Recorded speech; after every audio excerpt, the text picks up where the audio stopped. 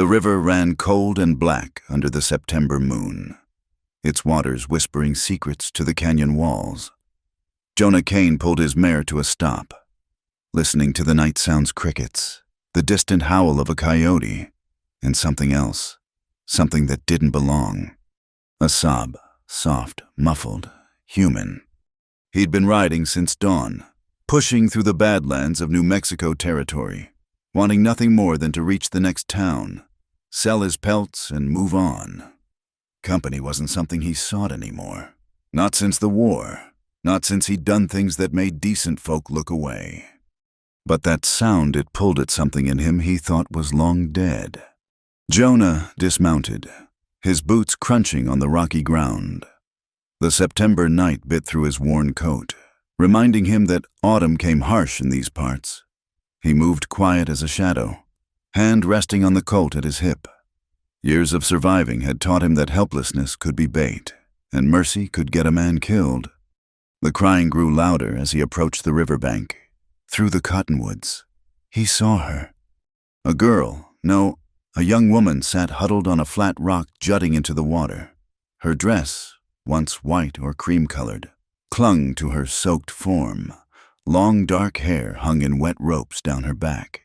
She had her arms wrapped around her knees, shaking so hard he could see it from 20 feet away. Jonah stood still, calculating. She could be bait for robbers, could be touched in the head, could be any number of troubles he didn't need. The smart thing was to back away, mount up, and ride on. Then she lifted her head, and the moonlight caught her face. Lord Almighty. She couldn't be more than 20, with the kind of features that belonged in a church painting, not out here in the devil's own country. Tears had carved clean tracks through the dirt on her cheeks. Her lips were going blue with cold, against every instinct that had kept him alive for 34 years. Jonah stepped out from the trees. "Ma'am." She jerked like she'd been shot, scrambling back on the rock. Her foot slipped, and for a moment he thought she'd tumble into the river. Her eyes went wide as dinner plates. "Easy now," he said, holding up both hands. "I ain't here to hurt you." She stared at him, taking in his trail-worn appearance, the battered hat, the dusty coat, the gun belt. Not exactly a reassuring sight, he knew. He stayed where he was, letting her get a measure of him. "You hurt?" he asked. She shook her head, though the movement made her wince. "Cold." A tiny nod. "How long you been sitting there?" Her voice came out as barely a whisper. Since sunset." "Christ, that was near 4 hours ago." No wonder she was shaking like an aspen leaf. "You got a name?" She hesitated, then, "Mary Ellen." "Well, Mary Ellen. I'm Jonah. How about you come away from that water before you catch your death?" "I can't." Fresh tears spilled down her cheeks. "They'll find me. They'll take me back." "Who will?" But she just shook her head, wrapping her arms tighter around herself. Jonah sighed. Whatever trouble this girl was in, it was the kind that had her preferring a slow death by cold to facing it. He'd seen that kind of fear before, usually in women running from bad husbands or worse situations. He shrugged out of his coat, the night air biting through his shirt. "I'm going to toss you this coat. You catch it and put it on. All right." She nodded. He tossed it gentle, and she caught it with fumbling hands. The coat swallowed her small frame, but she pulled it tight around her shoulders, a soft sigh escaping as the retained warmth hit her skin. "Thank you," she whispered. "You got anywhere to go?" She shook her head. "Anyone looking for you?" Her whole body tensed. "Yes." "They bad men?" "The worst kind." Her voice turned bitter. "The kind with money and land and the law in their pocket?" Jonah understood that kind all too well. The war might have ended 3 years back, but in the territories, might still made right more often than not. He should leave. Every hard-earned lesson of survival screamed at him to mount up and ride. A woman on the run from powerful men was trouble he couldn't afford. He had his own ghosts to outrun. But looking at her there, drowning in his coat, shivering on that rock like some lost angel. He couldn't make himself turn away. Maybe it was the way she'd said thank you, like she hadn't expected even that small kindness from the world. Maybe it was just that he was tired of being the kind of man who could ride past suffering without a backward glance. "Are you planning to sit there all night?" I don't know where else to go." "Well, you can't stay here. Come morning, this place'll be crawling with travelers. If someone's hunting you, this is the first place they'll look. Water always is." She looked around with new fear, as if the hunters might materialize from the shadows. "I got a camp," Jonah heard himself say, "about 2 miles upstream, hidden in a box canyon. You can warm up, get some food in you, figure out your next move." Why would you help me?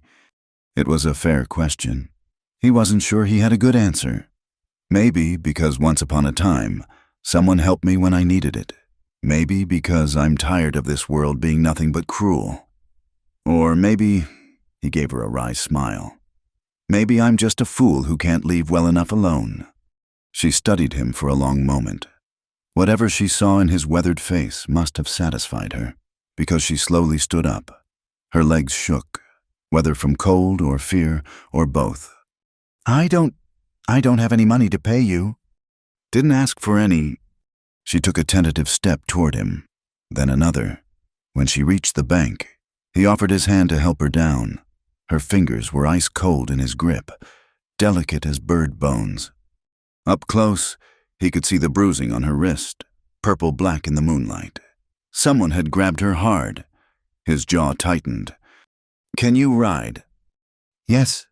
He led her to where he'd tied his mare. The horse nickered softly, ears pricked at the stranger. "This is Sage," he said. "She's gentle as they come."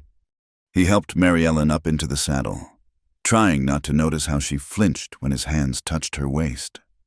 Whatever had happened to her, it had left marks deeper than the bruises he could see.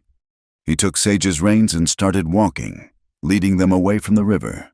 Mary Ellen swayed in the saddle, but kept her seat. "Why were you in the water?" he asked after they'd gone a ways. "I was trying to lose my scent, in case they brought dogs." Smart girl, desperate, but smart. "These men, they likely to come looking tonight. Not before dawn. They think I'm locked in my room. They won't know I'm gone until someone tries to bring me breakfast. And then Bartholomew Rudd will tear this territory apart looking for me." Her voice went hard. "He paid good money for me. He won't let that investment just walk away." Jonah's step faltered. Bartholomew Rudd. He knew that name. Everyone in 3 territories knew that name. Cattle baron, owned half the good grazing land from here to Texas. Mean as a rattlesnake and twice as dangerous. Had the territorial judge in one pocket and the sheriff in the other. What in God's name was he getting himself into? But he kept walking, because what else could he do? Send her back to the river to freeze-hand her over to Rudd? He'd done plenty of things he wasn't proud of, but he hadn't sunk that low. Not yet. The hidden canyon was right where he'd left it. A narrow crack in the rocks that opened into a sheltered space just big enough for a camp. His gear was still there. Bedroll, supplies, the makings of a cold camp. He helped Mary Ellen down from the saddle. She stood unsteadily, his coat still clutched around her. "No fire tonight," he said. "Can't risk the smoke, but I've got blankets and some jerky and hardtack." "That's fine. That's wonderful." She sounded like she might cry again. He unsaddled Sage and rubbed her down while Mary Ellen stood watching, seeming unsure what to do with herself. "Sit," he told her, pointing to a flat rock. "Before you fall down." She sat. He dug out his spare blanket and wrapped it around her shoulders over the coat. Then he handed her his canteen. "Small sips." She drank carefully, her hands shaking on the canteen. In the better light of the canyon, he could see more details: the fine fabric of her ruined dress, the delicate leather of her waterlogged shoes. This wasn't some farmer's daughter. This was quality, which meant Rudd had either bought her from her family or taken her from them. Neither option sat well. When's the last time you ate? Yesterday. Morning. He dug out some jerky and hardtack, watched her gnaw on the tough food with determination. She had grit. He'd give her that. You said Rudd paid for you. You want to tell me what that means? She looked down at her hands. My father owed him money, a lot of money. When he couldn't pay, Rudd offered a deal, clear the debt in exchange for... She couldn't finish. For you. A nod. Your father agreed to that. He didn't have a choice. Rudd would have taken our land, turned us all out. My mother's sick. She wouldn't survive losing her home. So father said yes, and I ran. How'd you get away? The housekeeper, Mrs. Morrison. She left my door unlocked and made sure the kitchen door was unbarred. Said she couldn't stand to see another young girl fed to that monster. Mary Ellen's voice dropped. She said another... Jonah felt his hands clench into fists.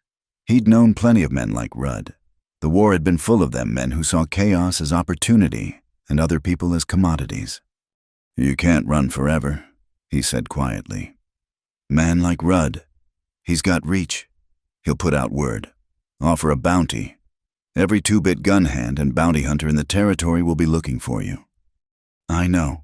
She met his eyes, and he saw steel there under all that fear. But I'd rather die free than live as his property. The words hit him like a physical blow. He'd said something similar once, back when he'd walked away from an outfit that wanted him to do things that would have killed what was left of his soul. Sometimes death was preferable to the alternative. Get some rest, he said. We'll figure out the rest come morning. He hadn't meant to say that. Had meant to keep his distance, get her somewhere safe and move on. But looking at her there, wrapped in his blankets, bruised and hunted but not broken, he knew he was already in too deep to back out now. Yeah, I don't abandon people in trouble. Even when that trouble is Bartholomew Rudd. Especially then, I never did like bullies with money. She smiled then. Just a tiny thing, but it transformed her face, made her look even younger, even more vulnerable. God help him. What was he doing? Thank you, Jonah. I mean it. Most men would have ridden on by. Most men are smarter than me. He busied himself setting up the bedrolls, giving her the best spot, most sheltered from the wind. When he turned back, she was watching him with those dark eyes. What? He asked. You're not what I expected. What did you expect? I don't know. When I saw you step out from those trees, with your gun and that look, I thought you were one of them. One of Rudd's men, but you're not. Are you? You're something else. He didn't ask what she meant by that. Didn't want to know what she saw when she looked at him. A killer trying to be something better. A fool playing hero either way. It didn't matter. He'd made his choice the moment he'd tossed her his coat. Get some sleep, he said again. Tomorrow's going to come whether we're ready or not. She lay down, still wrapped in coat and blankets. He sat with his back against a rock, rifle across his knees, watching the canyon entrance. The night sounds continued around them, the ordinary music of the desert that said, for now, they were alone. Jonah? Her voice was soft, already drowsy with exhaustion. Yeah.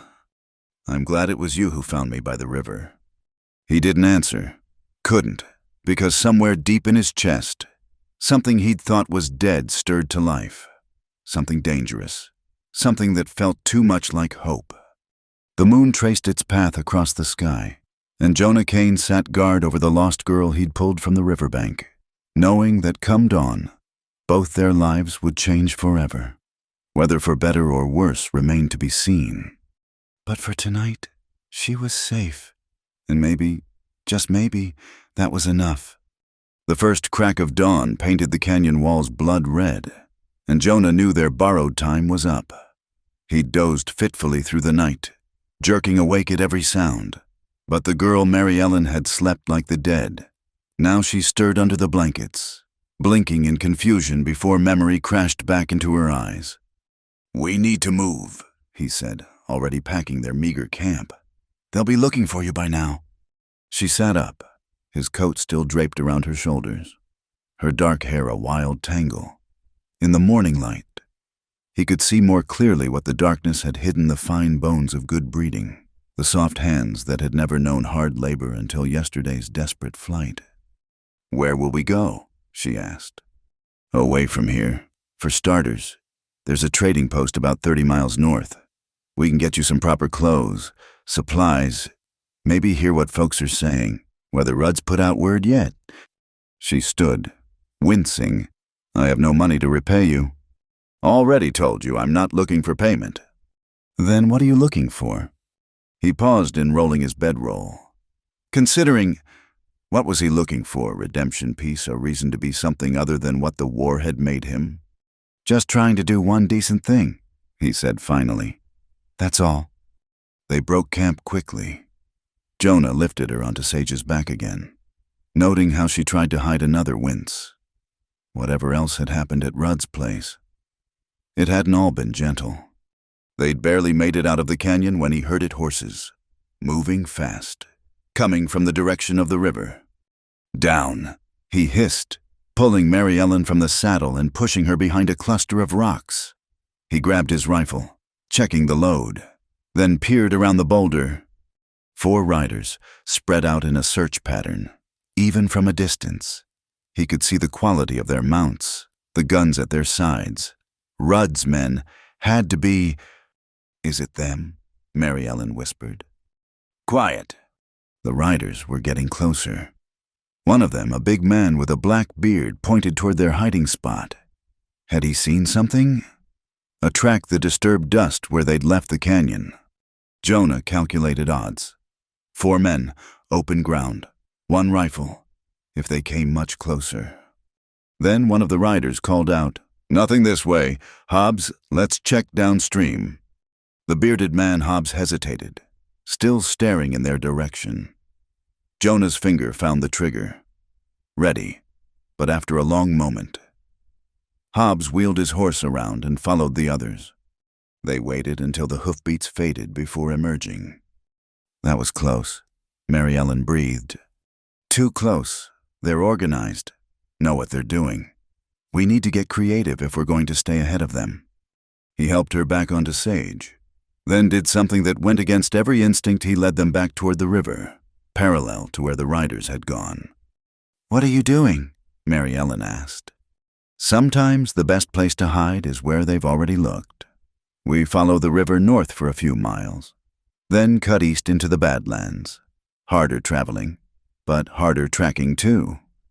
They rode in tense silence, Jonah on foot leading Sage, every sense alert for danger.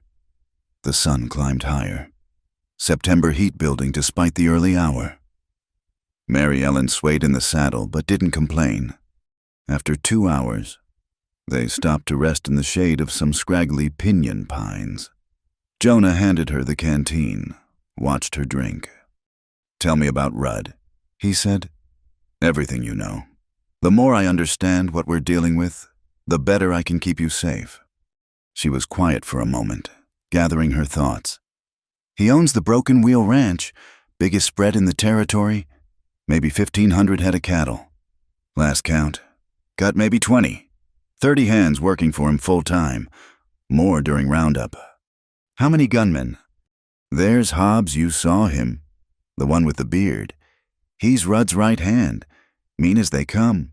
Then there's Dick Lasher, Tom Gully, couple others who are more gun than cowboy. But really, when Rudd speaks, every hand on that ranch would kill for him. They're all afraid of him." "What about the law?" She laughed bitterly. "Sheriff Davenport's been in Rudd's pocket for years. Judge McKinnon, too. They say Rudd owns every badge from here to Santa Fe." Jonah had figured as much. Men like Rudd didn't get that powerful without buying the law first. "What about you?" he asked. "Got any kin who might help friends?" "My father won't lift a finger. He made his deal." "My mother." Her voice caught. "She's dying. Consumption. That's why father borrowed from Rudd in the first place. For medicine, that didn't work." "Brothers, sisters?" "A younger sister, Sarah. She's only 14. Mary Ellen's hands clenched in her lap. Part of why I ran. I was afraid if something happened to me, Rudd might decide Sarah would do just as well for payment. Jonah felt his jaw tighten. Using one daughter to protect another, it was the kind of devil's bargain desperate people made out here. He'd seen it too many times. Anyone else? She thought. There's a woman in Temperance that's the nearest town to Rudd's ranch. Mrs. Adelaide Winters. She runs the boarding house there. She was kind to me the few times I was allowed into town, but I don't know if she'd risk Rudd's anger to help me. What about other ranchers? Rudd must have enemies. Plenty, but they're all afraid of him. He's burned out those who stood against him. The Carson family. The Henriksons all run off their land when they wouldn't sell to him. Jonah was building a picture in his mind, and he didn't like what he saw. They were up against money, guns, and the law. A man alone might disappear into the territories, but a woman like Mary Ellen would stand out like a diamond in a coal pile. We can't run forever, he said, echoing his words from the night before. Eventually, we need to get you somewhere Rudd can't reach. Where's that California, Oregon? Maybe, or maybe we need to think different. You ever been to a city, Denver, San Francisco? She shook her head. Father always said cities were full of sin and wickedness. They're full of people who mind their own business and law that can't be bought with cattle money. Might be worth considering. They mounted up again. Pushing into the Badlands as Jonah had planned, the terrain grew rougher, red rock formations twisted by ancient winds. Dry washes that could become death traps in flash floods. Sparse vegetation that offered little cover. It was hard country, but hard country made for hard tracking. By midday, the heat was brutal. Mary Ellen had stopped trying to hold herself properly in the saddle, slumping forward over Sage's neck, when Jonah called a halt in the shade of a towering rock formation. She nearly fell getting down. I'm sorry, she whispered. I'm not used to. Nothing to be sorry for. You're doing fine. He gave her water, a little food. She was pale under her sunburn, dark circles beneath her eyes. Pretty as she wasn't built for this kind of flight. How long before she broke down entirely? As if reading his thoughts, she straightened her spine. I can keep going. I won't slow you down. Never said you would. You're thinking it, though, wondering why you saddled yourself with dead weight. He studied her. You're tougher than you look. I have to be. She met his eyes. You asked what Rudd did to me, why I ran. You don't have to. He showed me his wife's room. Her voice was flat, empty. His former wife, Eleanor, she died 2 years ago. He kept everything exactly as she left it. Her clothes, her jewelry, her perfume. He said I would wear them. Said I would be Eleanor for him. Jonah felt sick. He'd known men who'd gone strange after losing loved ones. But this was something else. Something twisted. He said Eleanor had been difficult at first, too. Said he'd taught her to be obedient, and he'd teach me the same way. He showed me. She stopped, wrapping her arms around herself. There was a room in the cellar, chains on the wall. He said that's where Eleanor learned her lessons. Christ, Jonah breathed. Mrs. Morrison. The housekeeper, she told me Eleanor didn't die of fever like Rudd claimed. Said she found her at the bottom of the stairs with her neck broken. Said it was the only escape Eleanor could find. Now Jonah understood. This wasn't about money or ownership. This was about a man sick in his mind, trying to resurrect the dead through the living. Mary Ellen hadn't just run from a forced marriage, she'd run from a monster wearing a man's face. We'll get you away, he said, and meant it. Whatever it takes. Why do you care? She wasn't challenging him this time, just curious. You don't know me. You don't owe me anything. He was quiet for a long moment. Maybe because I've done enough wrong in my life. Maybe it's time I did something right. Oh, what kind of wrong? He looked away, across the harsh landscape. The kind that visits you in your sleep. The kind that makes you wonder if there's enough good deeds in the world to balance the scales. She didn't push, for which he was grateful. Some stories weren't meant for sharing, especially with someone still innocent enough to be shocked by them. They rode on through the afternoon, the landscape growing more desolate with each mile. Jonah kept them to the high ground when possible, scanning their back trail for pursuit. So far, nothing, but he knew that wouldn't last. As the sun began its descent, he spotted what he'd been looking for, a series of caves carved into a red cliff face. He'd sheltered there before, years ago when he'd been running from his own troubles. "We'll stop here for the night," he said. The largest cave went back about 20 feet, with a natural chimney that would disperse smoke. Better yet, it commanded a view of the approaches. Anyone coming would be visible long before they arrived. He tended to sage first, then gathered wood for a small fire. The risk of smoke was worth it. Mary Ellen needed hot food and warmth. She sat on a flat stone, watching him work. "You've done this before," she observed. "Running, hiding." "Once or twice." "What were you running from?" "Myself, mostly." He arranged the kindling, struck a spark. Man spends enough time doing things he's not proud of. Eventually, he's got to run from the mirror. "And did you escape yourself?" "Ask me when I'm dead. That's the only time a man knows for sure what he amounts to." The fire caught, casting dancing shadows on the cave walls. He set about making what dinner he could from their supplies, a thin soup from jerky and wild onions he'd spotted growing near the cave. As they ate, Mary Ellen asked, "What will you do after when I'm safe?" "Same thing I always do. Drift, hunt, try to stay out of trouble." "That's no kind of life." "It's the one I've got. You could have more. You're not as far gone as you think you are." He looked at her across the fire. "How would you know?" "Because a truly lost man wouldn't have stopped at that river, wouldn't have given up his coat, wouldn't be risking his life for a stranger." "Maybe I'm just fool enough to think it matters. Maybe that's the same thing as hope." The word sat between them like a living thing. Hope.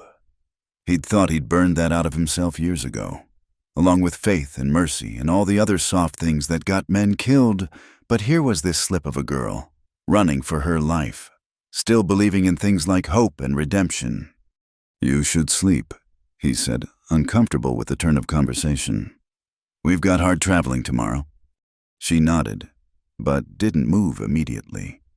"Jonah, what you said about doing wrong things, we all have our weights to carry. Whatever yours is.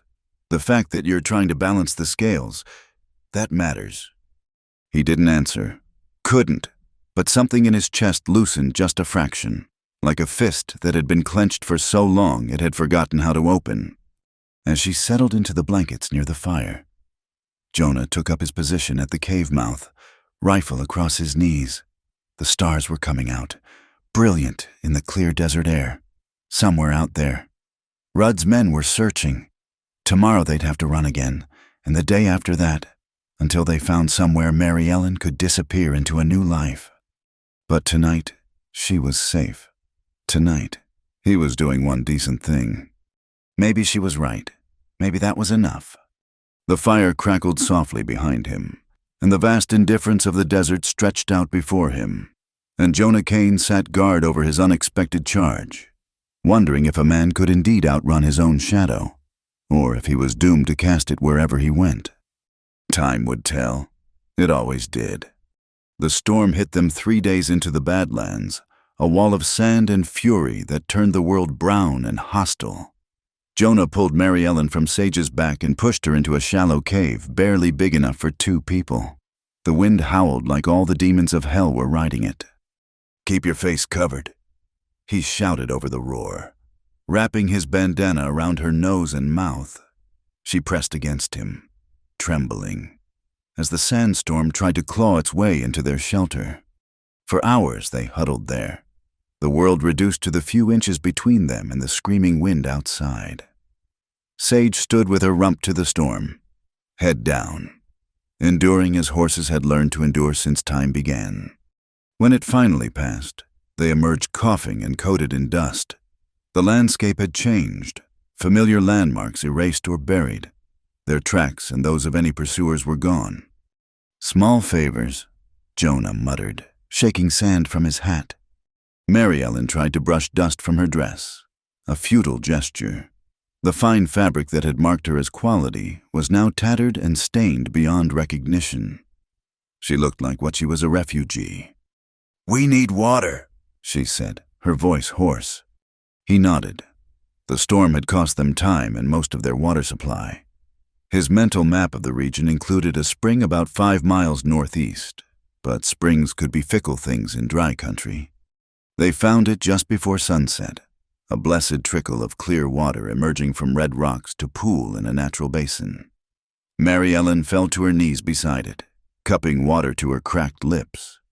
"Slow," Jonah warned. "Too much too fast will make you sick." As she drank carefully, he filled their canteens and let Sage drink her fill. The spring was a known spot, which meant others might come here too. They couldn't linger. That night, in another cave, this region was full of them. Carved by wind in ancient waters, Mary Ellen asked him about the war. They'd been dancing around his past for days, but something about surviving the storm together had worn down walls. "Which side?" she asked, simply. "Does it matter?" "Not to me." He poked at their small fire. "Union. Joined up in '62 out of Kansas. Thought I was saving the Republic." He laughed, but there was no humor in it. Turned out the Republic didn't need saving so much as bleeding. "You were a soldier. That's honorable." "Was it?" He met her eyes. "You ever seen what grape shot does to a line of men? Ever walked through a field after a battle, listening to boys call for their mothers while they die?" She shook her head. "I was good at it," he continued. Not sure why he was telling her this. "Too good. Started as a private, ended as a sergeant. They wanted to make me a lieutenant, but I'd seen what I'd become. A man who could order other men to die and sleep sound after." "But you didn't take the commission, I mean." "No. When the war ended, I walked away. Thought I could go back to being who I was before. Turns out that man was dead, killed somewhere between Shiloh and Cold Harbor." Mary Ellen was quiet for a moment. "So who are you now?" "Still figuring that out." She moved closer to the fire, closer to him. "I think you're a good man trying to remember how to be one." "You don't know what I did after the war." "Tell me." He'd never told anyone, but sitting there in the firelight with her trusting eyes on him, the words came. "I hired my gun out. Nothing else I was good at except killing. So that's what I did. Tracked men for bounties. Settled disputes for whoever paid best. Told myself they were all bad men, but truth is, I didn't much care." "What changed?" "There was a job in Colorado. Man hired me to run some squatters off his land. When I got there..." He stopped, the memory still sharp as glass. It was a family. Man, wife, 3 kids. The oldest couldn't have been more than 12. They weren't squatters, they had papers. Legal claim. But the man who hired me had a judge who'd say different. "What did you do?" "I rode away, gave them what money I had, told them to run. When I got back, told my employer I'd done the job, but they'd cleared out before I arrived. He paid me anyway." Jonah's hands clenched. "Later I heard he sent other men who weren't so particular. That wasn't your fault." "Wasn't it? I knew what kind of man he was. Knew he wouldn't give up. I could have done more." "You did what you could." "Did I, or did I just do enough to let myself sleep at night?" She touched his arm, a gentle pressure. "You're helping me. That counts for something." "Maybe, or maybe I'm just trying to balance ledgers that can't be balanced." They sat in silence, listening to the fire pop and crackle. Outside, a coyote howled, answered by another. The desert's night hunters were abroad. "My turn," Mary Ellen said eventually. "You've been honest with me. I should do the same." "You don't owe me your secrets." "No, but I want to tell someone. Want someone to know the truth if..." She didn't finish, but he understood. If Rudd caught up to them. If she didn't make it. "My father isn't a bad man," she began. "Just weak.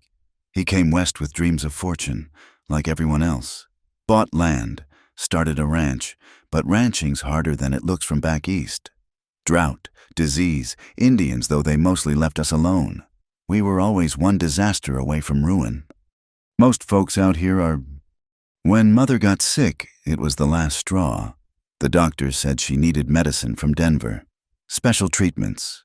Father went to the bank, but we'd already borrowed against everything. That's when Rudd appeared, like the devil offering a deal. They usually do when folks are desperate. Father thought he could pay it back.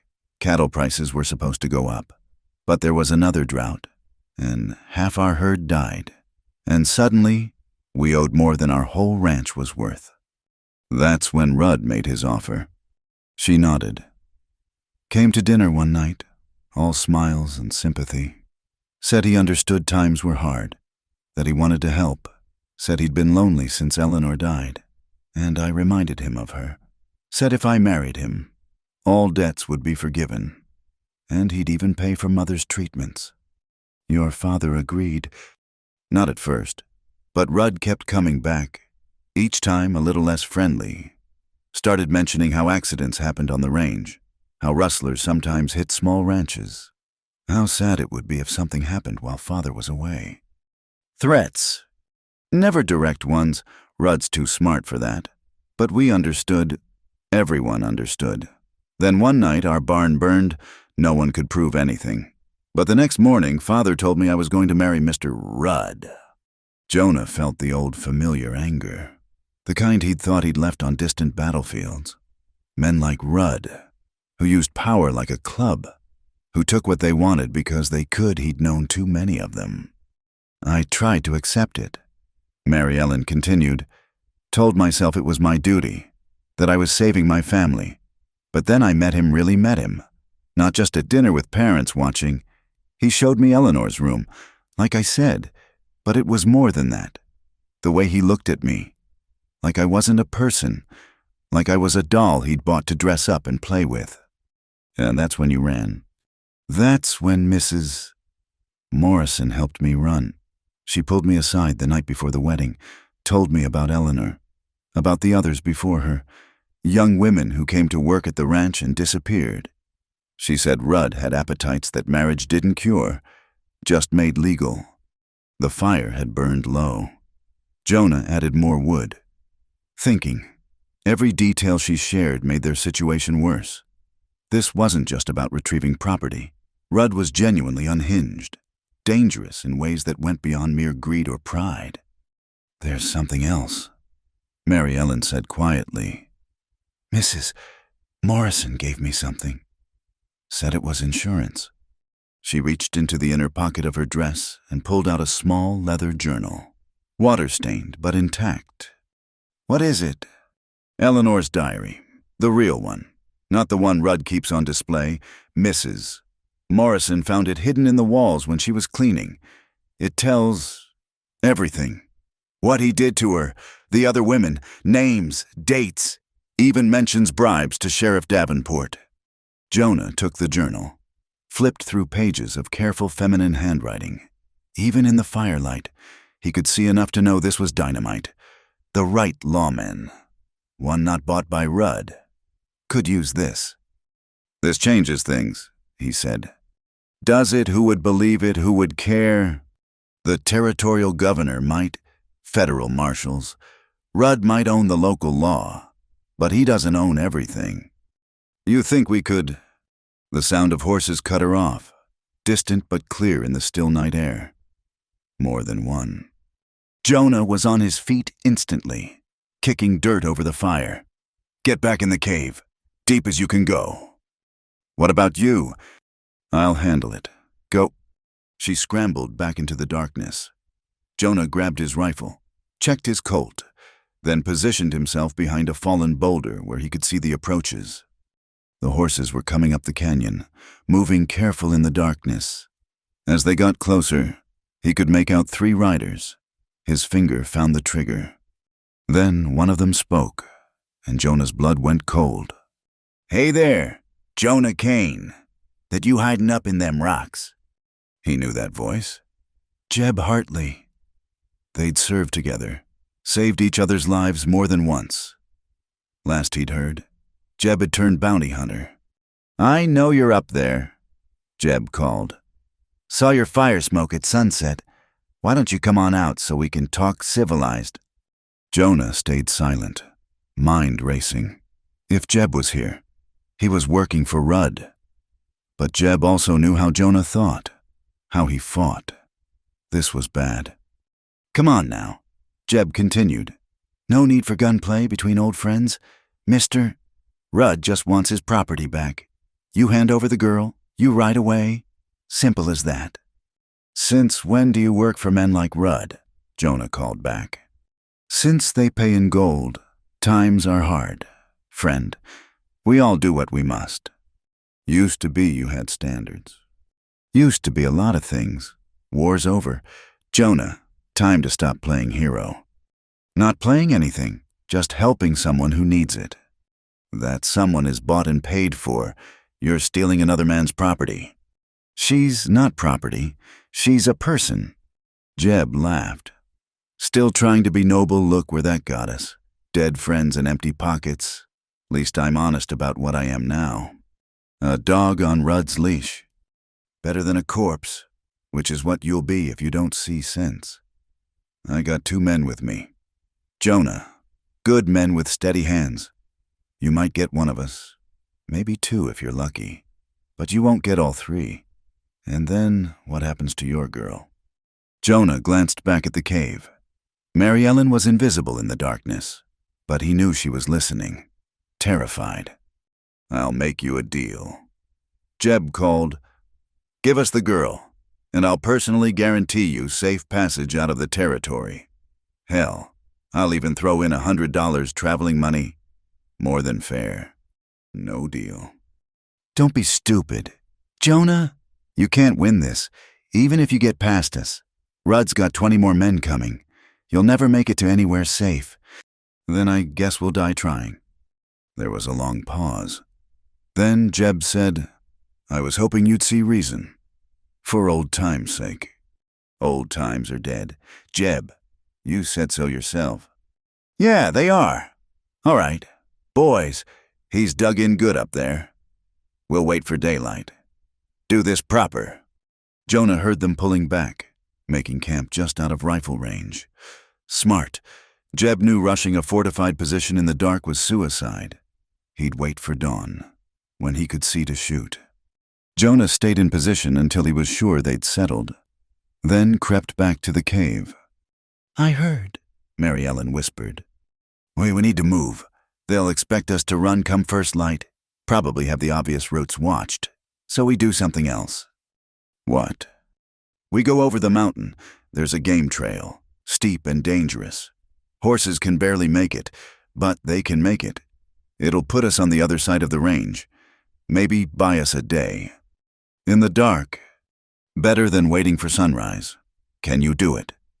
She lifted her chin. I can do whatever needs doing. Looking at her there, dirty, exhausted, scared, but unbroken, Jonah felt something shift in his chest. He'd started this journey to do one good thing, to maybe balance some cosmic scale, but somewhere along the way, it had become more than that. This wasn't about his redemption anymore. It was about her, about keeping that flame of courage and hope alive in a world that wanted to snuff it out. All right then, he said. Let's give them a surprise. They prepared quickly and quietly. Jonah saddled Sage, packed what supplies they could carry. The journal went back into Mary Ellen's dress, their insurance, if they lived to use it. As they led Sage out the back of the canyon, using every shadow and fold of rock to hide their movement, Jonah wondered if Jeb would guess their plan. The man knew him well, but maybe not well enough to think he'd risk a night climb on a treacherous trail. The mountain loomed above them, black against stars.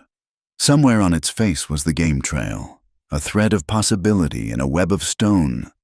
It would be dangerous. It would be desperate. But it was a chance. And sometimes, Jonah thought as he helped Mary Ellen onto Sage's back, a chance was all you needed. A chance and someone worth taking it for. They began to climb. The gunshot echoed across the desert like thunder, and Jonah felt the bullet whisper past his ear before he heard the crack of the rifle. He yanked Mary Ellen down behind a cluster of rocks as more shots followed, splinters of stone stinging their faces. "Stay down!" he shouted, pulling his Winchester and returning fire.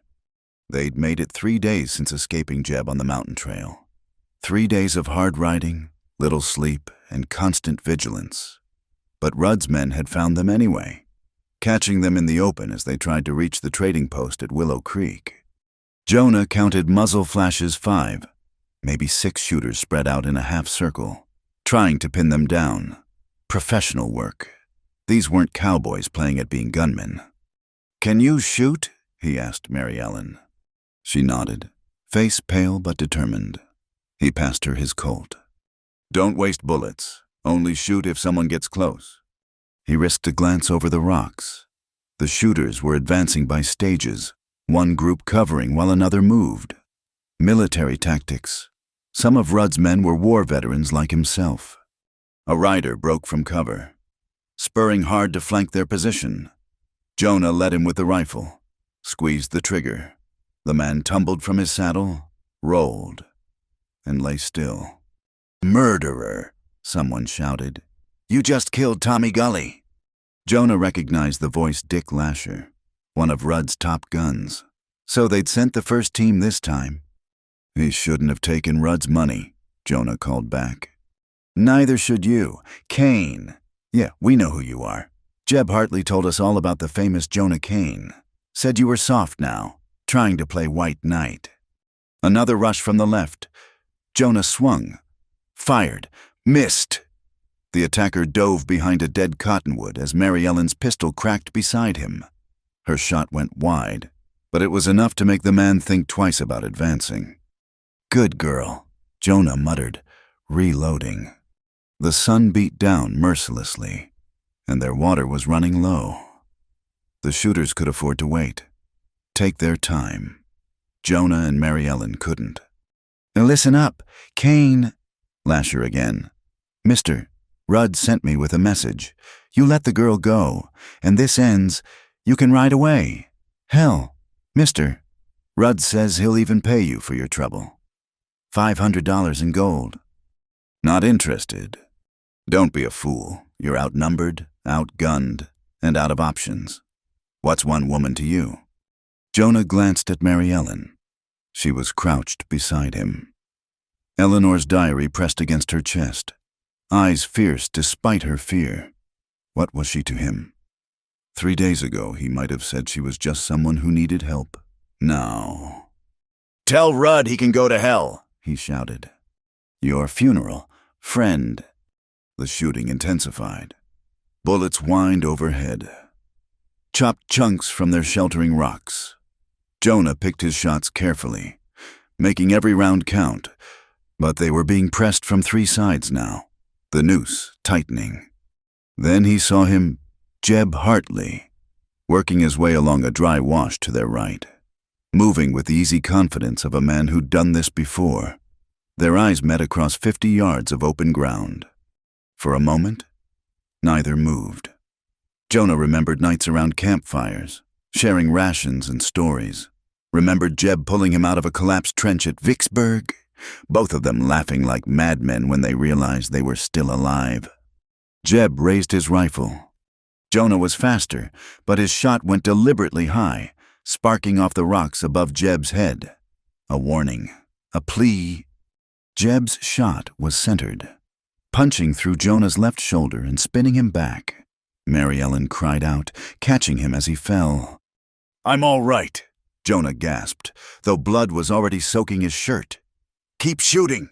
Keep them back!" She grabbed the rifle, fired at advancing shadows.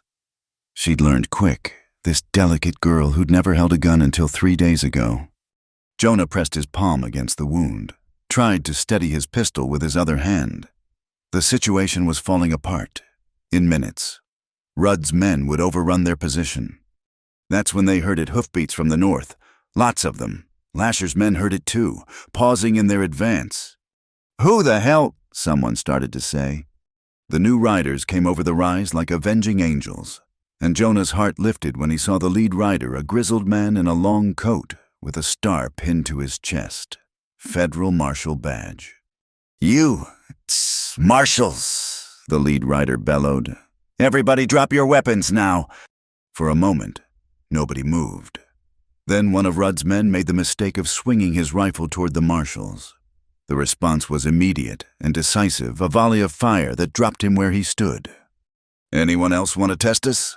the marshal asked conversationally. Weapons hit the ground. Jonah sagged against the rocks, keeping his own gun visible but not threatening. Mary Ellen lowered the rifle, hands shaking. The marshal rode closer, a weathered face studying the scene.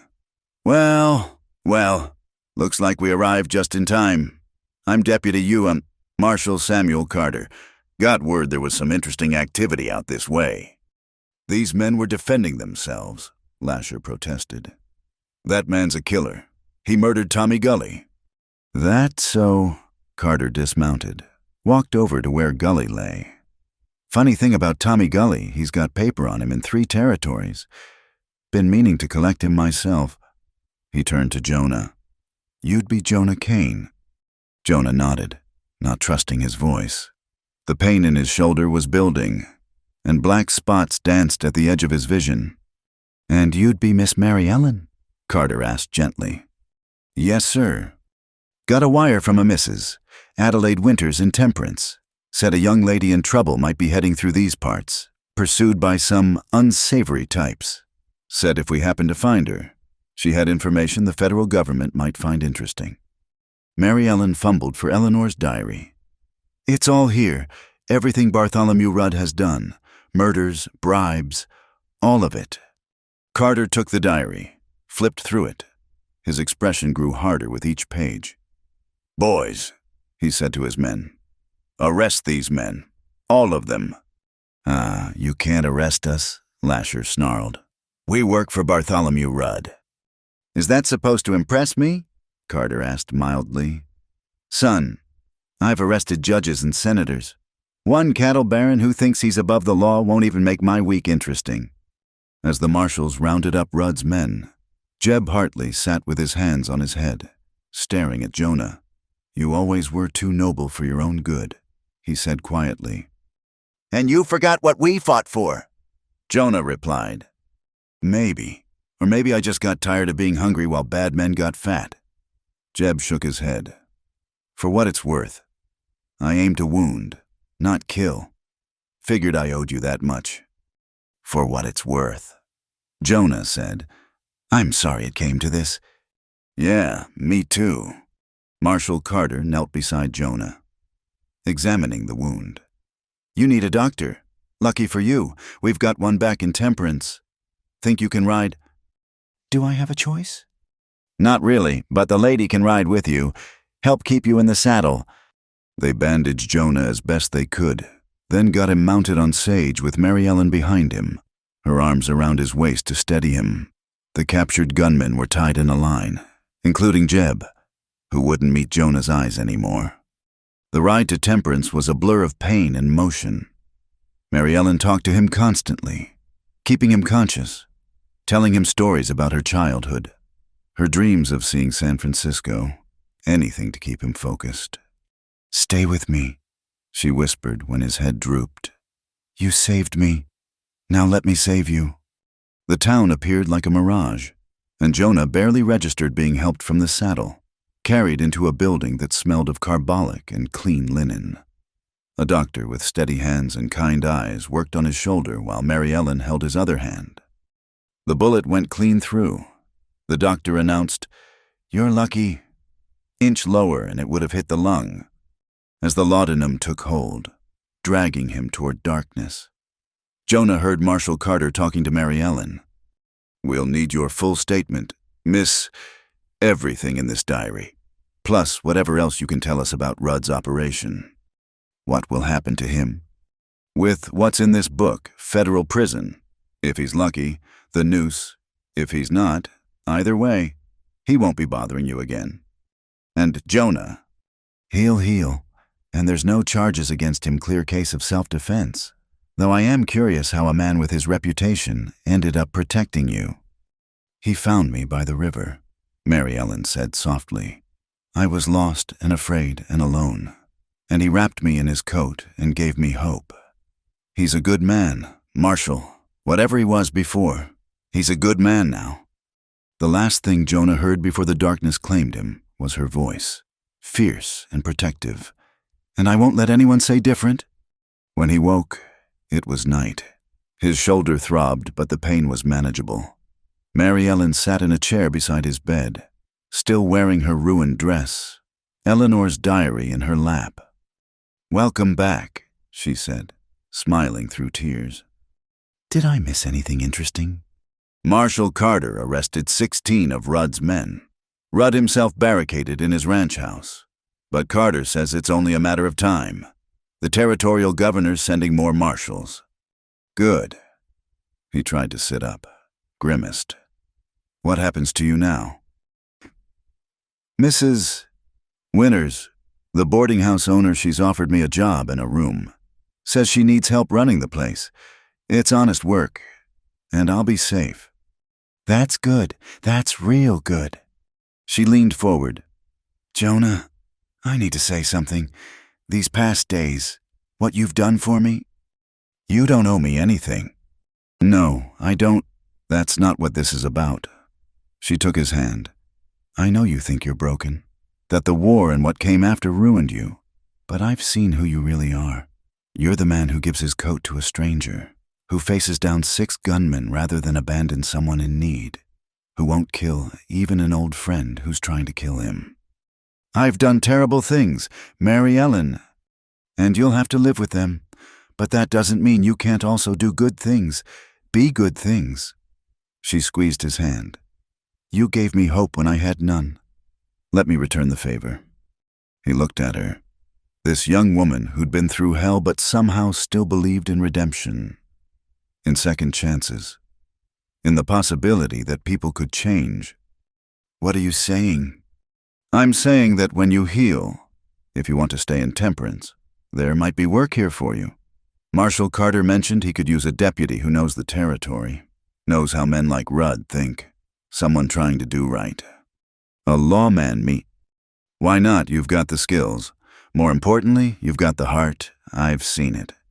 Jonah was quiet for a long moment, thinking about all the miles he'd run, all the things he'd tried to escape. Maybe she was right. Maybe you couldn't outrun your past. Maybe you had to turn and face it, then choose to walk a different path. "I'll think about it," he said finally. "That's all I ask." She stood, smoothing her skirts. "Rest now. I'll be back in the morning. Mary Ellen." She paused at the door. "Thank you for believing I could be better than I was." "You already were," she said softly. "You just needed to see it."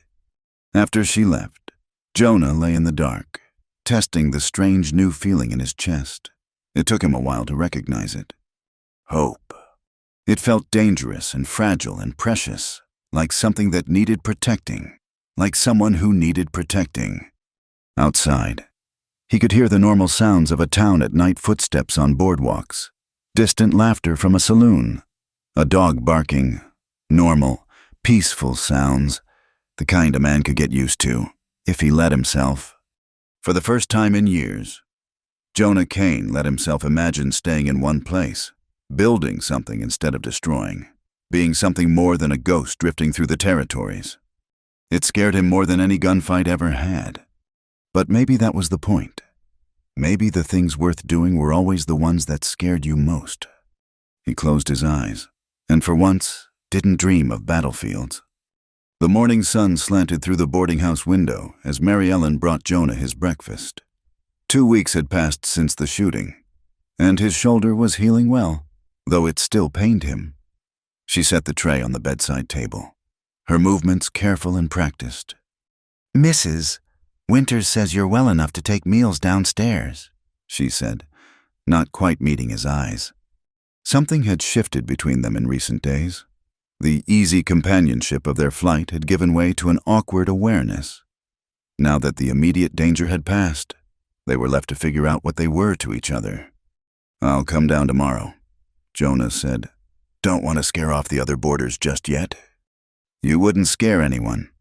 She adjusted the curtains, still avoiding his gaze. "Marshal Carter stopped by. Says Rudd's trial is set for next month. He'll need us both to testify." "You ready for that?" "I have to be." Finally, she looked at him. "Will you stay until then?" "I said I would." "And after?" That was the question, wasn't it?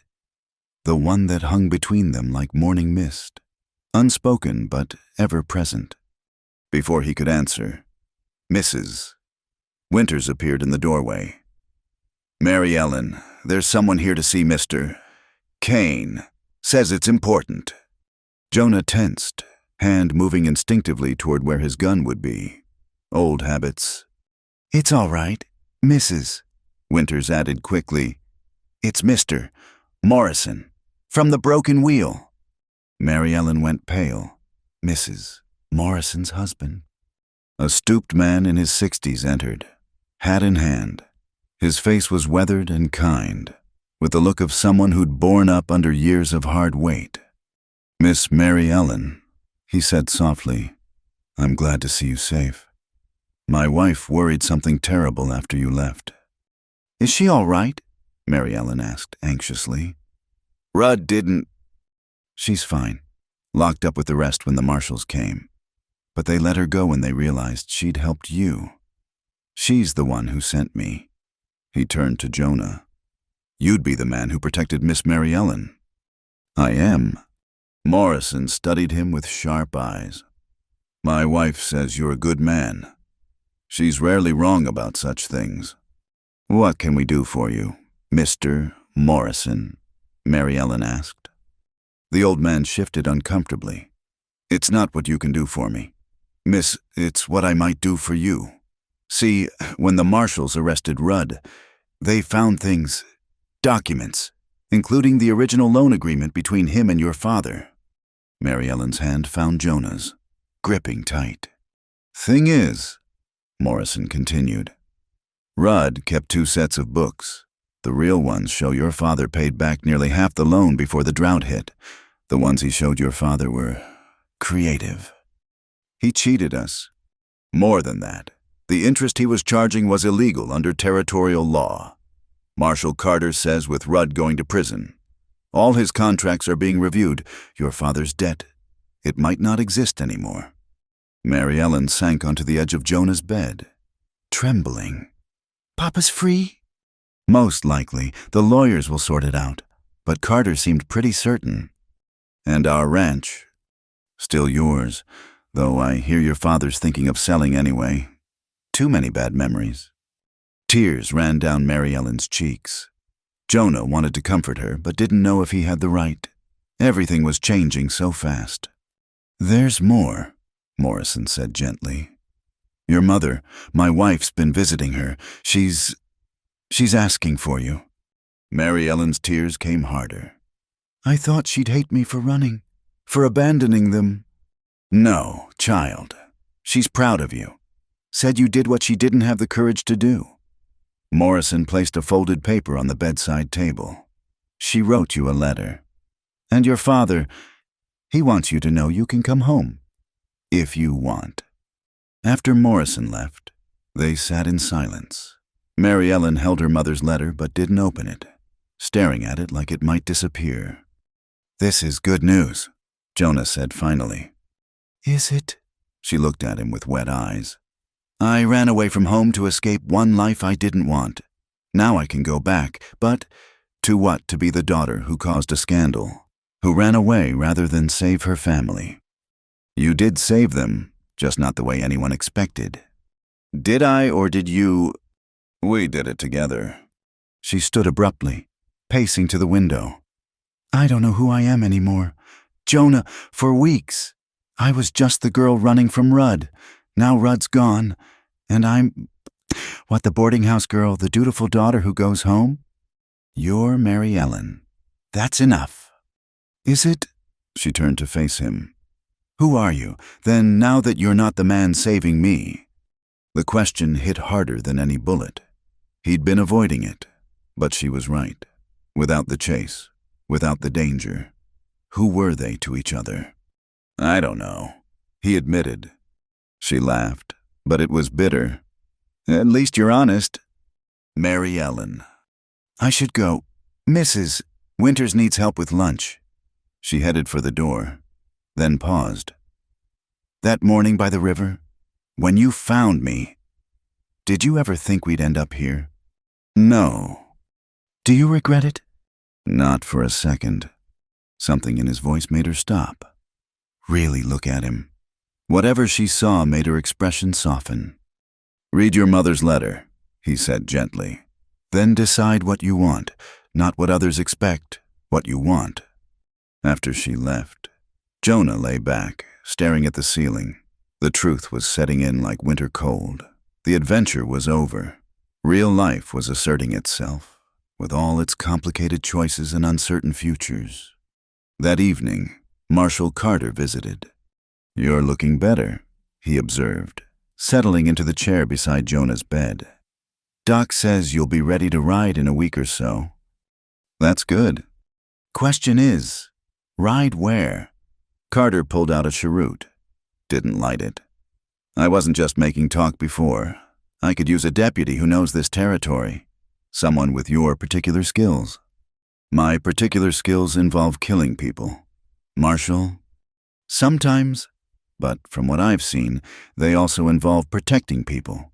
Thinking fast, staying cool under fire, being willing to stand up to men like Rudd. Carter leaned forward. I've read your war record. Kane. Distinguished service. Commendations for bravery. You were a good soldier. Too good. Maybe. But this isn't the war. This is about keeping peace. Protecting folks who can't protect themselves. Seems to me you've already been doing that. One time doesn't make a pattern.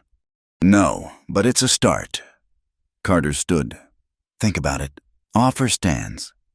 That night, Jonah made his way downstairs for the first time. Shoulders stiff but functional. The boarding house dining room was warm and full of chatter. He saw Mary Ellen serving soup to a table of travelers, smiling and chatting easily. She'd changed. The frightened girl by the river was gone, replaced by a young woman who moved with confidence. When she saw him, her smile faltered for just a moment before returning. Mr. Kane. Mrs. Winters bustled over. So good to see you up and about. Come, sit. Mary Ellen, bring Mr. Kane some of that soup. He ate quietly, watching the life of the boarding house flow around him. Normal people living normal lives. It felt foreign as a different country. Mary Ellen finally sat across from him during a lull. You read your mother's letter? She nodded. She wants me to come home. Says Papa's changed, that losing me scared him into being a better man. Says Sarah misses me something terrible. That's good. Is it I've changed too? Jonah, I can't go back to being their little girl. Protected and sheltered. I've seen too much. Done too much. Then don't be who you are now, not who you were. And who's that? He looked at her. Really looked. Saw strength forged in fear. Compassion deepened by suffering. Beauty that went beyond the merely physical. Someone remarkable, he said quietly. Color rose in her cheeks. Jonah. I know. He pushed back from the table. I'm the man who used to kill for money. You're the respectable girl with a family and a future. I know what makes sense. Do you? She leaned forward, voice dropping. Because what makes sense and what I feel are two very different things. Before he could respond, the door burst open. A young man rushed in, wild-eyed and dusty from hard riding. Marshal Carter, he shouted. Anyone seen Marshal Carter? He's at the jail, someone answered. What's wrong? It's Rudd. He's broken out, killed 2 guards and lit out for Mexico with what men he had left. The dining room erupted in frightened chatter. Jonah was on his feet instantly. Ignoring the pain in his shoulder, Mary Ellen had gone white as bone. When? Jonah demanded. This morning. He's got near 12 hours head start. Jonah's mind raced. Rudd was proud, vindictive. He wouldn't run for Mexico without settling scores first. "Where's your father's ranch?" he asked Mary Ellen urgently. 20 miles south. Why?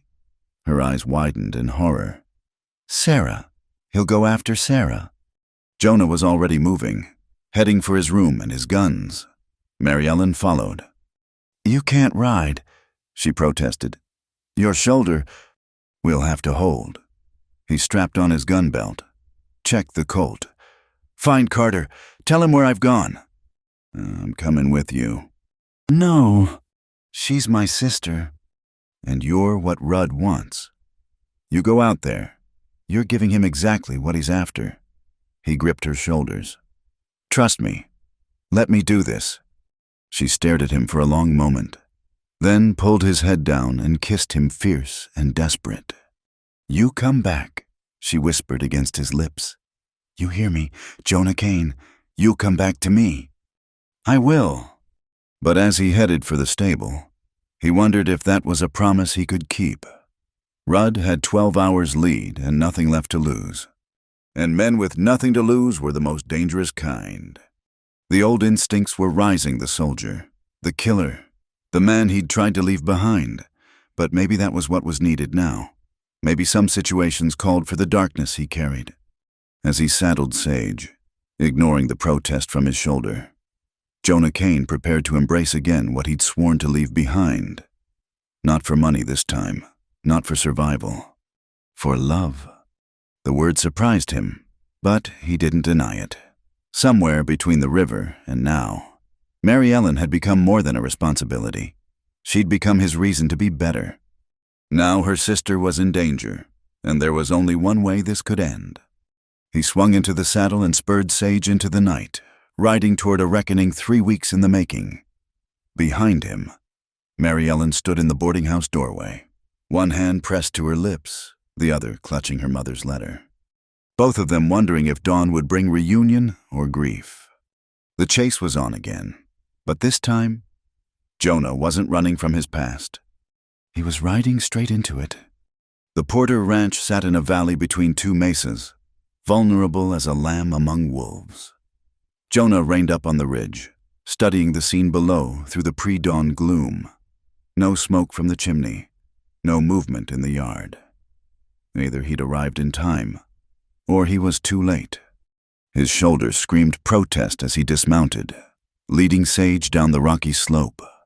The wound had opened during the hard ride, and he could feel blood seeping through the bandages. Didn't matter. Pain was just information, and he'd learned long ago to file it away for later. The house was dark, but the front door stood open, never a good sign. Jonah drew his Colt, approached cautiously. The main room was ransacked, furniture overturned, papers scattered, but no bodies. Not yet. A sound from the back of the house muffled sobbing. Jonah followed it, found a locked door. "Federal Marshal," he lied. "Open up." "Mr. Kane," a young voice, trembling. "Is that really you?" "Sarah." The door opened to reveal a girl who was Mary Ellen in miniature, same dark hair. Same fine features, but with the unformed softness of youth. Her face was tear-streaked but unmarked. "Where are your parents?" "They took Papa, made Mama and me watch while they beat him, then dragged him off. Said," she hiccuped on a sob, "said he had to pay for Mary Ellen's sins." "When?" 2 hours ago, maybe 3. Mama's in her room. She had one of her attacks." Jonah found Mrs. Porter propped in bed, wheezing with each breath. The consumption had carved her down to bones and translucent skin, but her eyes were alert, frightened. "My husband," she managed between gasps. "I'll find him. Where would Rudd take him?" She shook her head weakly. Sarah answered instead, "The old McBride place. Rudd mentioned it. Said it was fitting, since that's where Papa first borrowed money." Jonah knew the place, an abandoned homestead 5 miles east. Isolated, defensible, a good place for a trap. Both of you hide. He ordered, "Cellar, if you have one, don't come out until you see Marshal Carter or me. Nobody else." "You're going after them alone," Sarah asked. "But you're hurt. I can see the blood." "I've been hurt before." He checked his guns one more time. "Lock the doors after me. Stay hidden." The McBride place squatted like a canker on the landscape, broken windows, sagging roof, the bones of failed dreams. But horses stood tethered outside, and lamplight flickered within. Jonah counted 5 mounts. 5 men, maybe 6 if they doubled up. He left Sage hidden in an arroyo and approached on foot, moving silent despite his shoulder.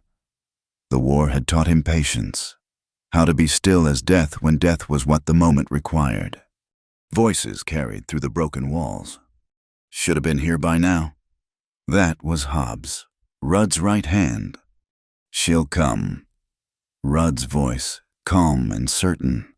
She won't let her father die for her. Too much conscience in that girl, just like Eleanor. Jonah circled the building, cataloging positions. 2 men by the front door. 1 at the back, at least 2 inside with Rudd. The windows gave him sight lines, but also exposed him to return fire. Time to change the odds. He found the sentry at the back, first a young gun trying to roll a cigarette in the dark. The man never heard him coming. Jonah's arm snaked around his throat, choking off any cry. When the man went limp, Jonah lowered him gently, took his guns. 1 down. The front was harder. The 2 guards there were alert, professional. No way to take them quiet. So Jonah did the next best thing. He made noise elsewhere. The sentry's horse was a nervous mare, already spooked by the smell of blood on Jonah's shirt.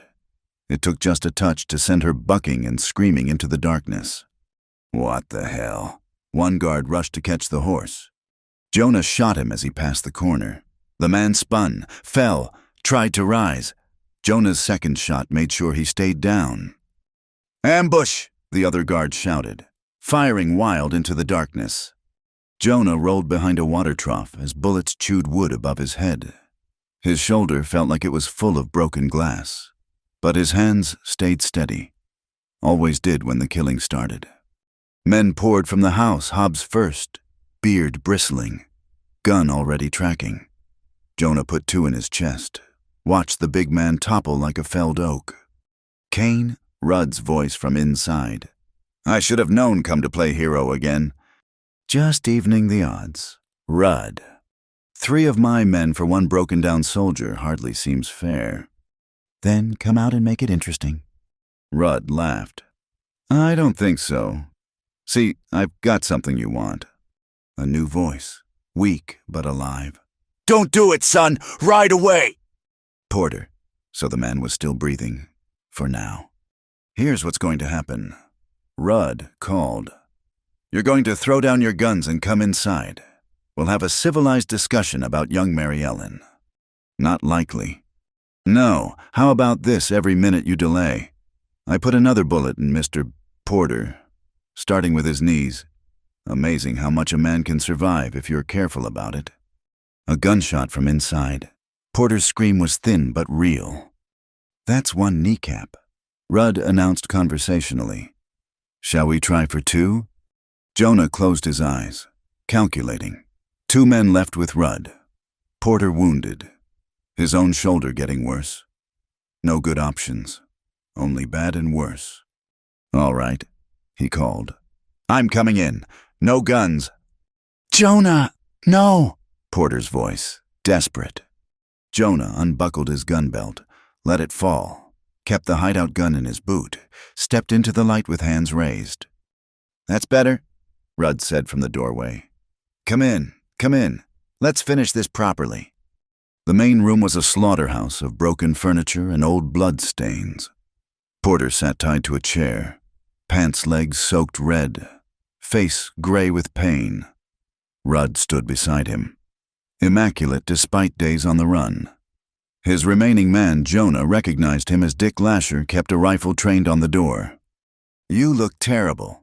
Kane, Rudd observed. That shoulder must hurt something fierce. I've had better days. I imagine so. Still, you've caused me considerable trouble. My ranch seized, my men scattered, my reputation destroyed. All for what? Some girl who was rightfully mine. She was never yours. I paid for her. You can't buy people. Rudd, war's over. We settled that question. Rudd's face twisted. Don't lecture me about buying people. I know what you did after the war. How many men you hunted down for money. At least I offered marriage. You just offered death. The words hit home, but Jonah kept his face neutral. Times change. People change. Do they really? Rudd began to pace, gun swinging loosely. Let me tell you about change. Mr. Kane. I had a wife once. Eleanor. Beautiful. Spirited.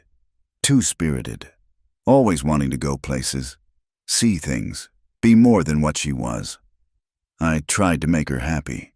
Gave her everything. But she wanted to leave me. Can you imagine? Leave me. So you killed her.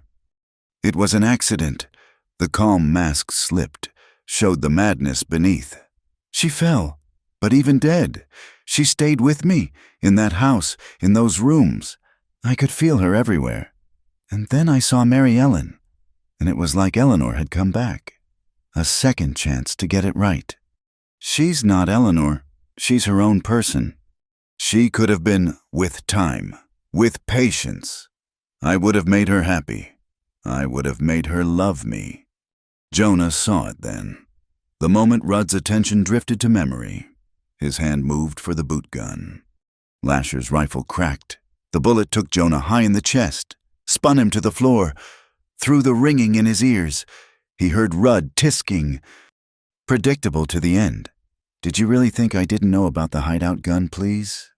Jonah tried to breathe, tasted copper. The bullet had found lung this time. Bad, very bad. Still, Rudd continued, standing over him. You've given me an idea. Mary Ellen won't come for her father, too much of a coward, just like Eleanor, but she might come for you. The hero who saved her, the man she kissed goodbye. How did he know about that? Someone had been watching? Of course someone had. In fact, Rudd pulled out a pocket watch. I'd say she and Marshal Carter are maybe an hour behind you. Just enough time to arrange a proper welcome. Through dimming vision, Jonah saw Rudd produce a length of rope. No, not Mary Ellen, not here. He tried to rise, managed only to flop like a landed fish. Lasher's boot caught him in the ribs, drove out what little air he had left. Tie them both, Rudd ordered. And reload. We'll want to be ready when... The gunshot came from nowhere and everywhere at once. Lasher jerked, looked down at the spreading red on his shirt, then toppled forward. In the doorway, Mary Ellen stood with Jonah's dropped Colt in a two-handed grip, smoke still rising from the barrel. Let them go, she said, voice steady as her hands. Rudd recovered first, swinging his gun toward her. Eleanor, you came back. I'm not Eleanor. Mary Ellen's shot took him in the shoulder, spinning him back. I'm not your wife. I'm not your property. I'm not yours.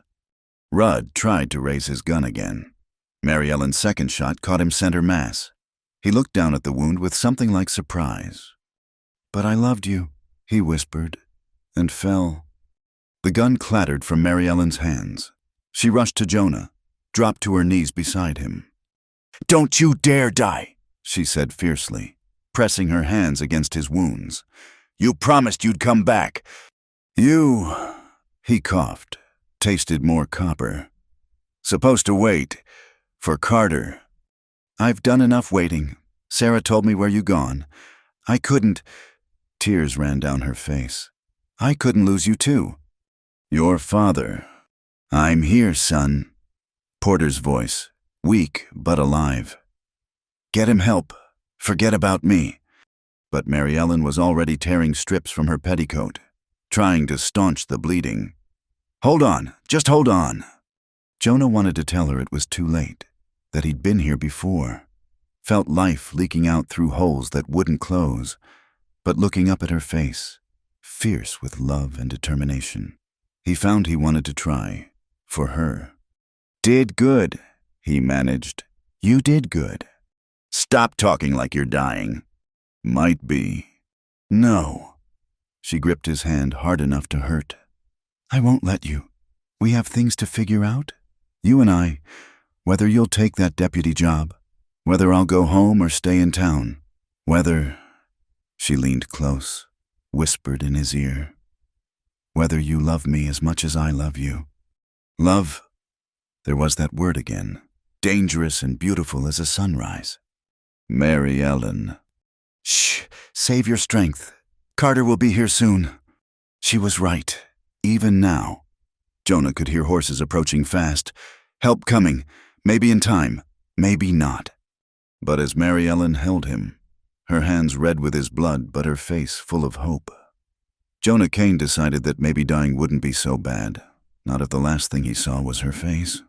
Not if he'd finally done one purely good thing in his life. He'd found her by the river, shivering and afraid. Now she knelt over him, brave as any soldier he'd ever known. The frightened girl had become a woman who could face down monsters. Maybe that was enough. Maybe that was everything. The room grew darker despite the lamplight. Mary Ellen's voice seemed to come from very far away, telling him to stay, to fight, to live. He wanted to. God, how he wanted to. But wanting and doing had always been two different things in Jonah Kane's life. The darkness rose like a tide, and he let it take him. Mary Ellen's name on his lips and her face in his heart. The first thing Jonah heard was singing, soft, sweet, and completely off-key. He knew that voice, had heard it humming nervously while they rode through the Badlands. Mary Ellen couldn't carry a tune in a bucket, but she was trying. Amazing grace, how sweet the sound. He tried to open his eyes, managed only a flutter. The effort sent pain cascading through his chest, sharp enough to steal what little breath he had. "Don't move." Her hand found his, gentle but firm. "Dr. Holcomb says the stitches need time to set. You've been asleep for 4 days." 4 days. He worked his throat, found it dry as desert sand. She helped him sip water, supporting his head with practiced care. "Your father?" "Home. His knee will never be quite right, but he'll walk. Sarah's tending him." A pause. "He wants to thank you. Says you saved his life." "You saved mine." "Barely." Her voice caught. "Dr. Holcomb said another 10 minutes and—" She squeezed his hand. "Don't ever scare me like that again." He finally managed to focus on her face.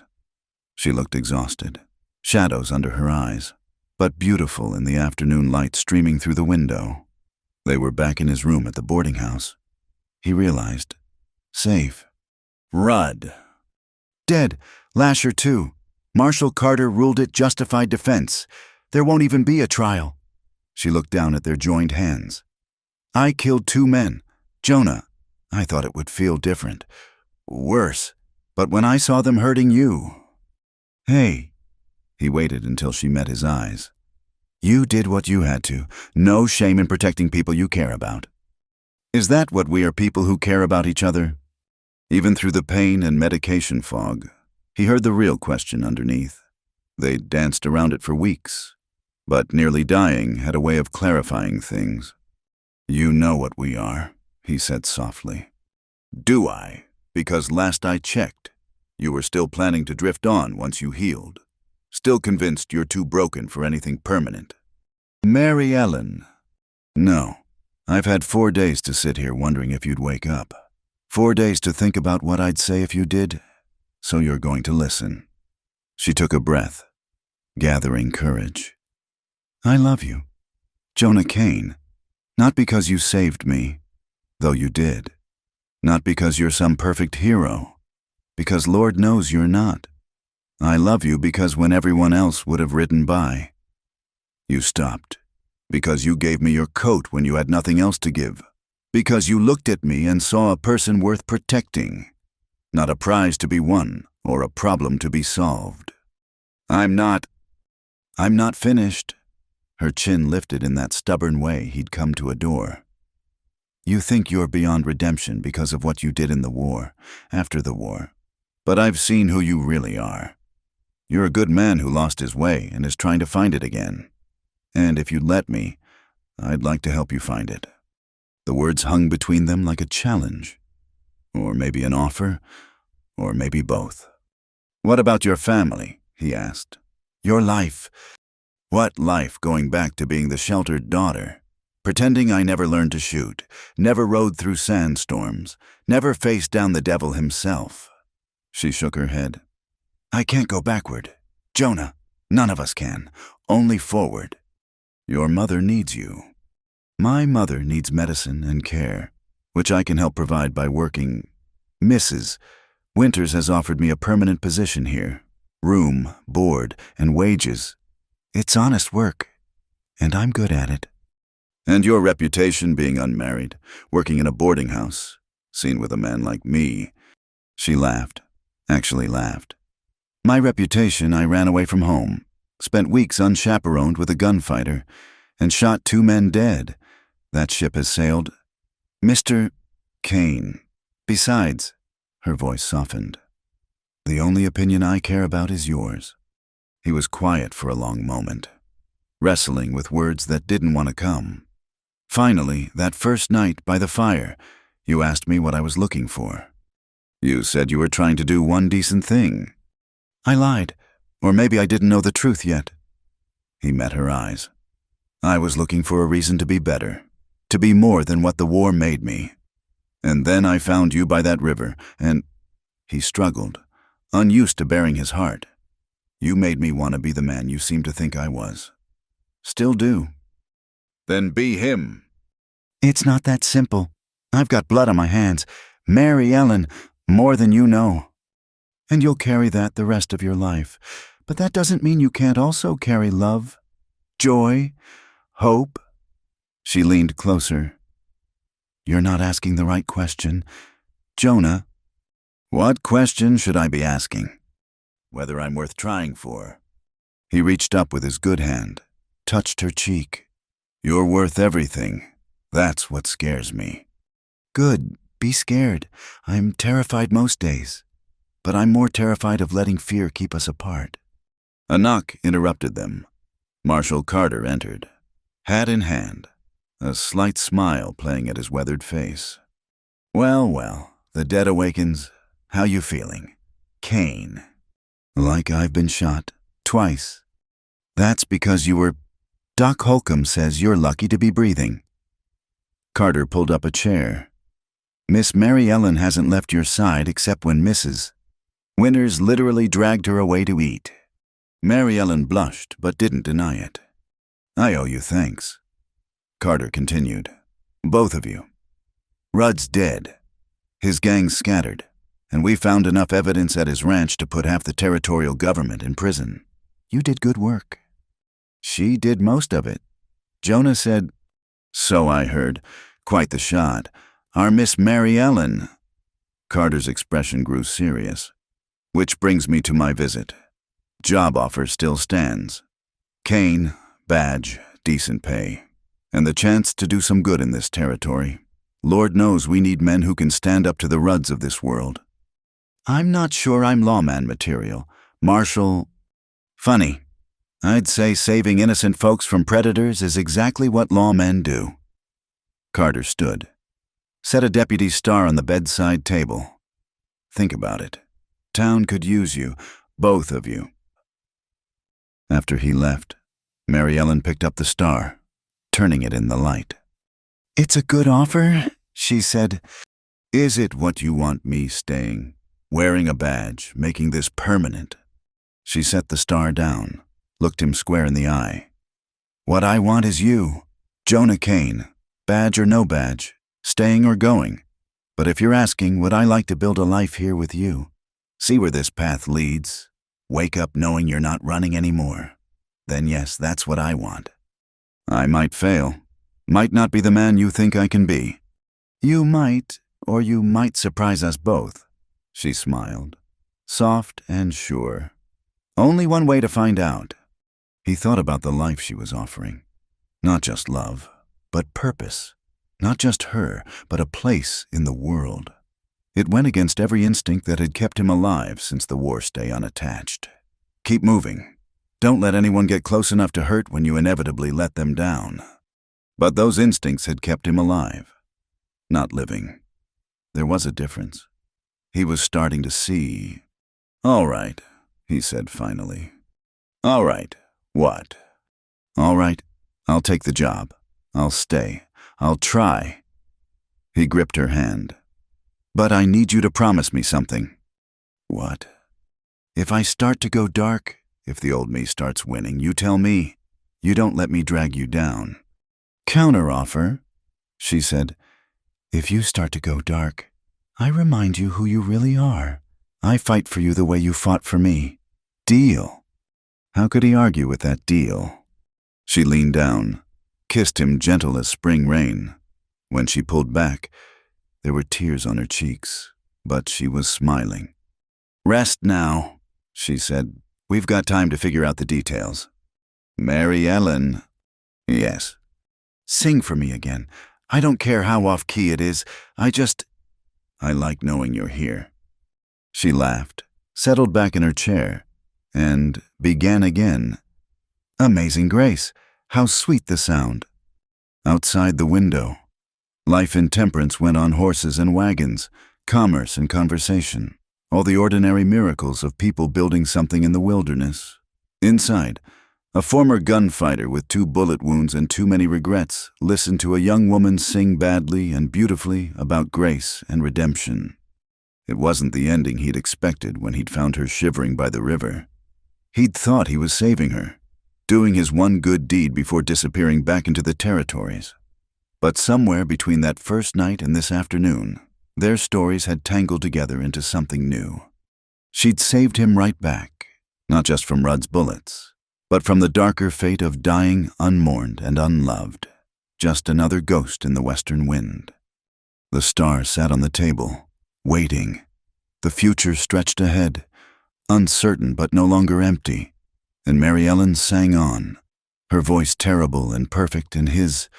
Later, when she thought he was asleep, she whispered, "You found me by the river, Jonah Kane, but I think maybe I found you too." He squeezed her hand, let her know he'd heard. Outside, the sun set over Temperance, painting the sky in shades of hope. Inside, 2 people who'd started as strangers held tight to each other and to the promise of tomorrow. It was enough. It was everything. It was a beginning. 6 months later, on a crisp October morning, Deputy Jonah Kane stood before the mirror in his room at the boarding house, adjusting the star on his vest. The weight of it still felt foreign sometimes, but less so each day. His reflection showed a man transformed, clean-shaven, clear-eyed, standing straighter than he had in years. "You'll wear a hole in that mirror if you keep staring," Mary Ellen said from the doorway, smiling at him with that mix of affection and gentle teasing he'd come to cherish. "Just making sure I look presentable. Can't have the town's deputy marshal looking like a saddle tramp." "You haven't looked like that in months." She crossed to him, straightened his string tie. "Nervous. Should I be?" "It's just dinner with my family. What could go wrong?" He caught her hand. "Your father still hasn't forgiven me for not asking his permission first.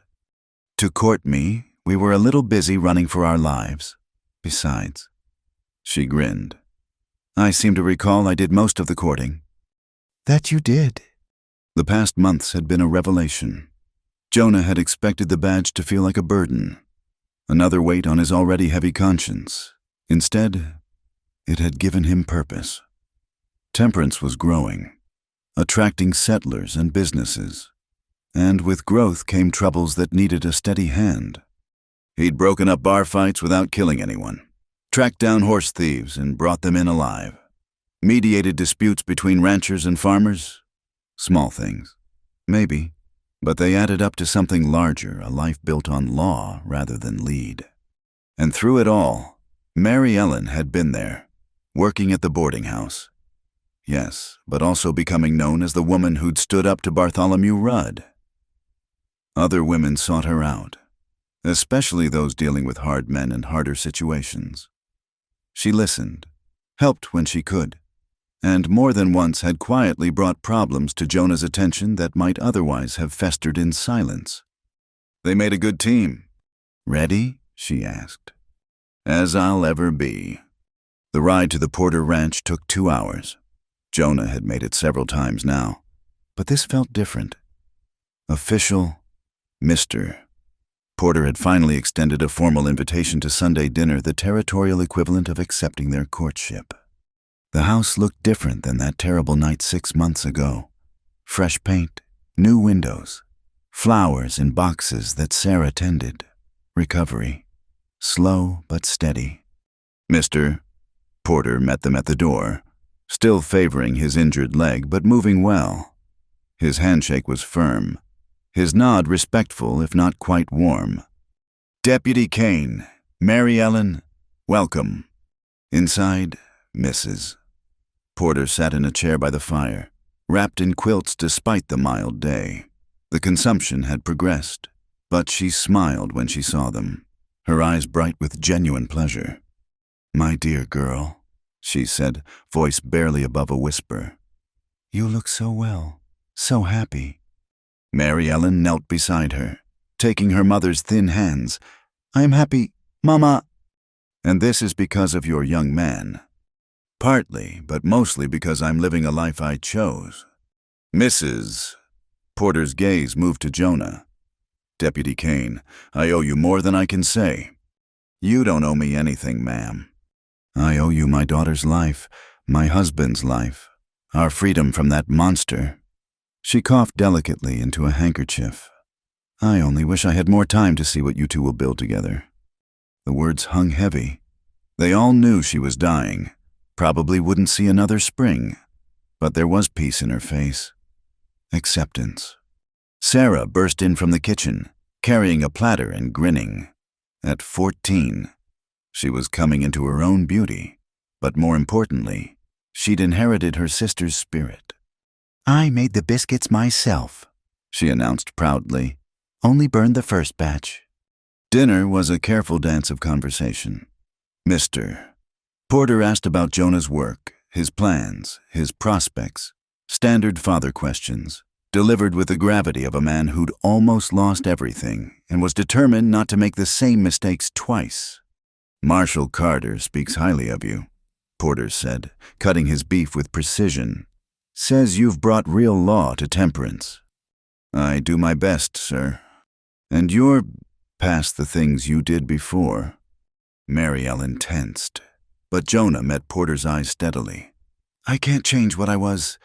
Mr. Porter can only work on what I am." "And what are you?" "A man trying to build something better, a man who loves your daughter, a man asking for the chance to prove himself worthy of her." Porter studied him for a long moment. "You saved my life. Risked your own doing it. That counts for something." He glanced at his wife, seemed to draw strength from her gentle nod. "But if you hurt her, badge or no badge, I'll come for you." "If I hurt her, I'll load your gun myself." That surprised a laugh from the older man. "Fair enough." After dinner, while Sarah helped her mother to bed, Jonah found himself alone with Porter on the porch. The older man pulled out a pipe, offered Jonah tobacco. "I wasn't a good father," Porter said quietly. "When Rudd came calling, I should have fought, should have protected her. Instead, I tried to trade her like cattle." "You were trying to save your family." "Was I? Or was I just taking the easy way?" Porter puffed his pipe. "She's stronger than I ever was. Both my girls are. They get that from their mother. They get it from surviving, from each other." "Maybe." Porter turned to face him. "You really mean to marry her?" "If she'll have me." "When?" "Soon, but I wanted to do this right. Ask your blessing, proper-like." Porter was quiet for a moment. Then, "You have it. But Jonah, can I call you Jonah, make her happy? She deserves that after everything." I'll do my best, sir. I believe you will. They sat in companionable silence, watching the sun set over the ranch. Inside, Jonah could hear Mary Ellen laughing at something Sarah said, the sound bright as church bells. On the ride back to town, Mary Ellen was quiet, thoughtful. "Mama's getting worse," she said finally. "I know. She's happy, though. Said seeing me settled gave her peace." "Are you settled?" She reined her horse closer to his. "Jonah Kane, are you fishing for reassurance?" "Maybe." "Then let me be clear." She reached over, took his hand. "I love you. I want to marry you. I want to wake up beside you for whatever years God gives us. I want to fight with you over stupid things and make up over coffee. I want children who have your eyes and my stubbornness. I want to grow old watching you keep the peace in our town. Is that settled enough?" He lifted her hand, kissed it. "When you put it like that." "Good, because I already told Mrs. Winters we'd need the chapel next month." "You what?" "Well, someone had to make plans. You'd dither forever if I let you." He laughed, couldn't help it. "Mary Ellen Porter, you are..." "Yes. Everything. You're everything." They rode on in comfortable silence, the lights of temperance glowing ahead, their town, their home. 3 weeks later, on a perfect November day, the chapel was full to bursting. It seemed half the territory had come to see Deputy Marshal Jonah Kane marry Mary Ellen Porter. Marshal Carter stood as Jonah's best man, Sarah as Mary Ellen's maid of honor. Mrs. Porter, despite her weakness, had insisted on attending, propped in a special chair where she could see everything. When Reverend Michaels asked if anyone objected, a voice called from the back, "I do." Everyone turned. Jeb Hartley stood in the doorway, trail dusty and grim. Jonah's hand moved instinctively toward where his gun would be, except he wasn't wearing it. Not today. "Easy," Jeb said, hands raised. "I'm not here for trouble. Just wanted to say..." He met Jonah's eyes across the crowded chapel. "I was wrong. About you. About what matters. Seeing you now.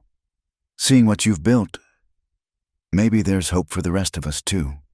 He set something on the back pew, a wedding gift wrapped in brown paper, then touched his hat. "Be happy. Jonah. Both of you." Then he was gone, leaving a chapel full of stunned silence. "Well," Reverend Michaels said after a moment. "Any other objections? No? Then let's proceed."